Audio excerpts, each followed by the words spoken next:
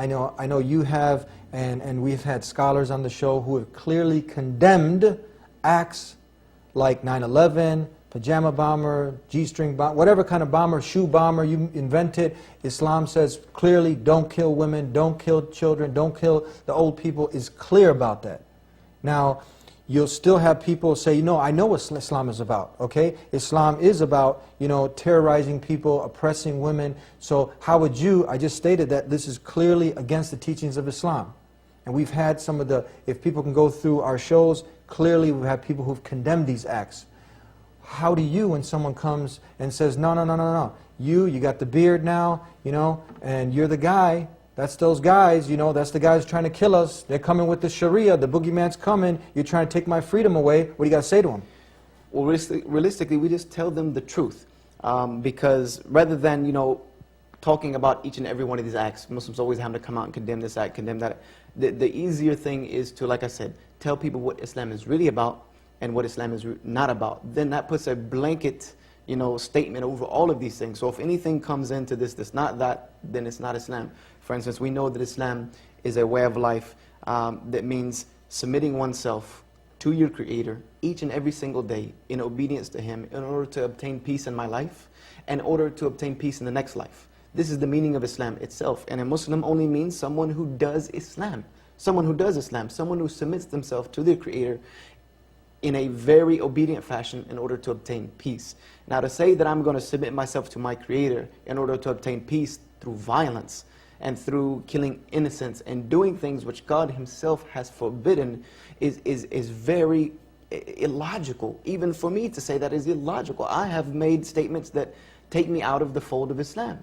And all of these things we see coming out like, you know, you should be afraid of the Sharia, which we see being very much put forward in the media. You should be afraid of the Sharia law and the Quran and all of these things. When we tell the world what these things are really about, then the information is there for them to take. That this is the boundaries of Islam. These, and even in the Quran it says very clearly that God has laid out boundaries.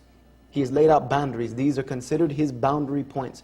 Do not transgress beyond them, for if you do, you will be a rebellious sinner. So we have to let people know, not only give this information to Muslims who may be unaware, but tell non-Muslims who may be unaware. These are the boundaries of Islam.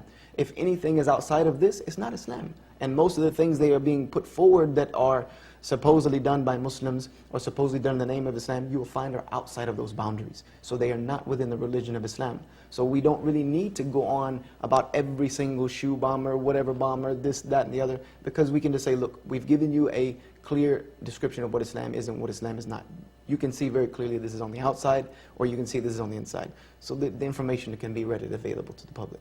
A statement that we've heard some people such as Glenn Beck and O'Reilly and all these other people, they say Muslims killed us on 9/11. This is a blanket statement.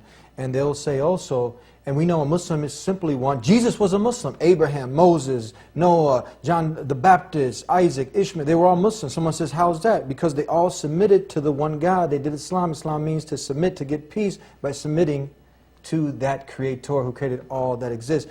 They'll say, you know what, okay, you know, and you'll hear this a lot. So I'm going to put it on you right now because we're asking those tough questions. All Muslims, they're not terrorists, but all terrorists are Muslims. How would you answer that? That's a very unfortunate statement because it is very contradictory to fact. And this is the real way to sift through this information, is let the, you know, as they say, put out the facts and let the cards fall where they may.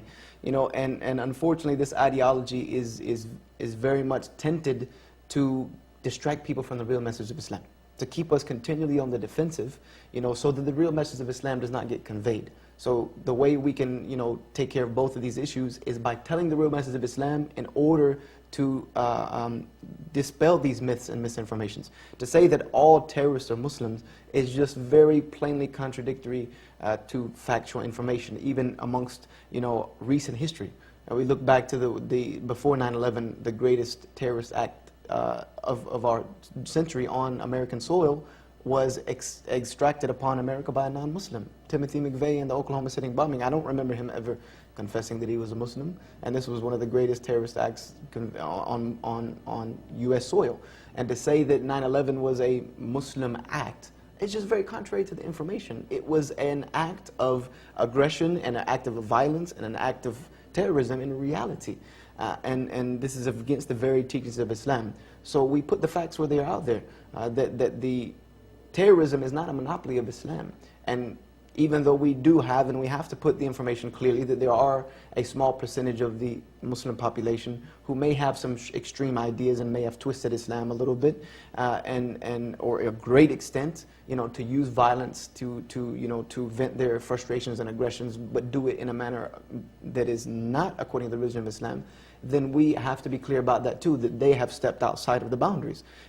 But Islam does not hold that monopoly of terrorism and extremism. This is not a monopoly of Islam. This is something that has plagued every single major world religion throughout history. Let's stop killing each other. I mean, this is clear. We know that it's wrong to go overseas and bomb innocent people in another land and kill them. And this guy's eating a falafel, and next thing you know, he's over there herding some sheep, and next thing you know, he goes back to his family. His whole village is killed. You know what I mean? Guy never even had a TV, doesn't even know what's going on in America. Didn't want to hurt nobody. He's just praying to the one God. Next thing you know, his innocent child, was just born, and his baby girl, they're all dead. So, these emotions start to stir up, and people do things that aren't according to Islam. So let's stop sending innocent people to kill other innocent people. This is wrong. But we also, like you said, will admit that there are some people with some extreme views, but the main thing is, I like what you said. This is what Islam says. Islam says, don't kill innocent women, children, old people. It's not justified.